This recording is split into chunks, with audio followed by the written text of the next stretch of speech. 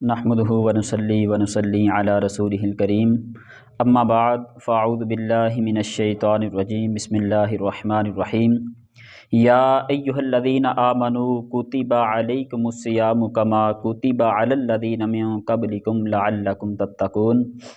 اے ایمان والو، تم پر روزے فرض کیے گئے جیسے تم سے پہلے لوگوں پر فرض کیے گئے تھے تاکہ تم پرہیزگار بن جاؤ۔ کتب علیکم الصیام، تم پر روزے فرض کیے گئے۔ اس آیت میں روزوں کی فرضیت کا بیان ہے۔ شریعت میں روزہ یہ ہے کہ صبح صادق سے لے کر غروب آفتاب تک روزے کی نیت سے کھانے پینے اور ہم بستری سے بچا جائے۔ اس آیت میں فرمایا گیا جیسے تم سے پہلے لوگوں پر روزے فرض کیے گئے۔ اس سے معلوم ہوتا ہے کہ روزہ یہ بہت قدیم عبادت ہے۔ حضرت آدم علیہ السلام سے لے کر تمام شریعتوں میں روزے فرض ہوتے چلے آئے ہیں، اگرچہ گزشتہ امتوں کے روزے کے دن اور احکام مختلف ہوتے تھے۔ یاد رہے کہ رمضان کے روزے جو ہے یہ 10 شعبان المعظم 2 ہجری میں فرض ہوئے۔ آیت کے آخر میں بتایا گیا کہ روزے کا مقصد تقوی و پرہیزگاری کا حصول ہے۔ روزے میں چونکہ نفس پر سختی کی جاتی ہے اور کھانے پینے کی حلال چیزوں سے بھی روک دیا جاتا ہے، تو اس سے اپنی خواہشات پر قابو پانے کی مشق ہوتی ہے، جس سے ضبط نفس اور حرام سے بچنے پر قوت حاصل ہوتی ہے۔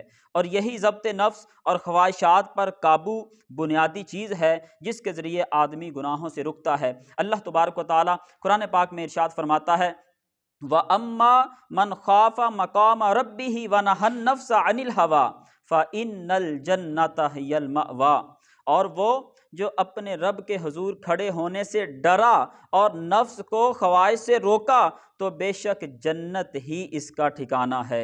حضرت عبداللہ بن مسعود رضی اللہ تعالیٰ عنہ سے روایت ہے، اللہ کے رسول صلی اللہ تعالیٰ علیہ وآلہ وسلم نے فرمایا، اے جوانوں، تم میں جو کوئی نکاح کی استطاعت رکھتا ہو وہ نکاح کرے کہ یہ اجنبی عورت کی طرف نظر کرنے سے نگاہ کو روکنے والا ہے اور شرمگاہ کی حفاظت کرنے والا ہے، اور جس میں نکاح کی استطاعت نہیں وہ روزے رکھے کہ روزہ قاطع شہوت ہے۔ اس آیت مبارکہ سے ہمیں 2 باتیں معلوم ہوئیں۔ ایک تو اللہ تبارک و تعالیٰ نے جس طرح پہلی امتوں پر روزے فرض کیے تھے، اسی طرح امت محمدیہ پر بھی اللہ تبارک و تعالیٰ نے روزے فرض کیے اور فرمایا یا ایھا الذین آمنوا کتب علیکم الصیام کما کتب علی الذین من قبلکم لعلکم تتقون۔ اور دوسرا، اس آیت مبارکہ سے یہ بھی پتہ چلا کہ جو بندہ روزے رکھتا ہے تو روزہ جو ہے یہ بندے کو گناہوں سے بچاتا ہے، خواہشات سے بچاتا ہے، اور روزے کی برکت سے بندہ گناہوں سے بچ کر